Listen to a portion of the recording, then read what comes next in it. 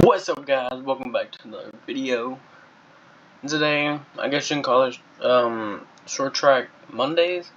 I just cover stuff that's not really covered by a lot of other people that's happened after, local short track races, stuff that just doesn't get covered that should be. Today we're gonna cover two things that happened I believe Sunday and Saturday maybe. This video was supposed to be up on Monday, but it's probably Wednesday or Tuesday. But our first event or thing, what you want to call it, is on a car that just. I'll play the clip as I speak. I guess trying to avoid a wreck. Maybe his throttle hung and he went like head on to the wall. Didn't try to miss or nothing. He accelerated. It's just a crazy thing. We have a couple updates. I'll flash up something that I found on Facebook. It goes, "What a terrible wreck at the beginning of the late model sportsman feature race at," I don't know how to say that, bro. What is that? Speedway. I was fortunate not to get caught up in it, and my heart goes out to everyone affected, especially Steve, who's the 42, went straight into the wall with as we can see, confirmed, a stuck throttle. It goes on to say, "My night started with a high hopes in my varsity auto group 22, but this is, I believe, the 42. This is what the 42 said. It goes, "My night started with a high hopes in my varsity auto group 22. I guess not. But my clutch went out during the race, and I tried driving around in the back and avoid causing any trouble on the track, and then had to DNF after 24 laps. Such a bummer, but grateful to have the car in one piece." And he goes on to say, "Hope everyone's okay, just stuff like that."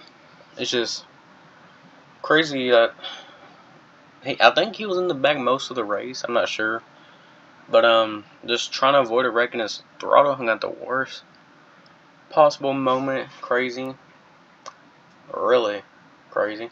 We have another thing from I believe the daughter of the driver 42. She says, "Driver number 42 is my dad. He is still in the hospital but is stable. He has severe back fractures and a broken nose, stitches, and a lot of bruising. He will be at the hospital for several more days as he needs surgery." He says, "Thank you for all the support." Well, he didn't say support, but all the thoughts and prayers. And that's another update I don't think people saw during this whole thing, that he did suffer a back fracture, broken nose, and stitches, which is insane. But hope he recovers pretty well.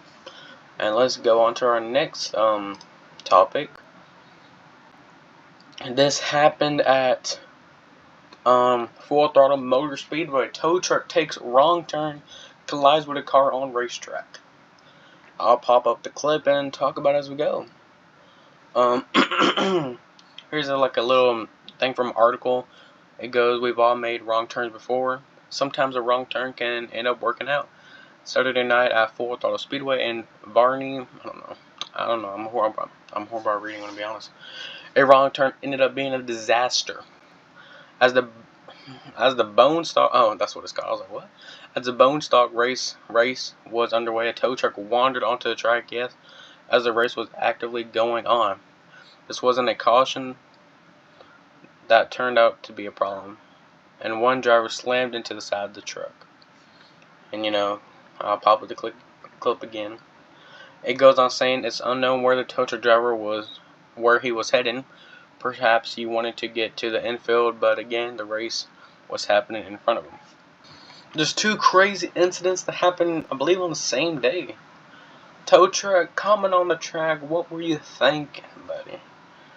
It's just crazy. But that'll do it for, I guess you can call it, Monday or something. I gotta name it. I gotta find a name for it. But I hope you guys liked the video. Next video about this short track stuff should be on Monday, next Monday. Well, either Monday or Tuesday. But I hope you guys liked the video, and I'll see you guys in the next one. Peace.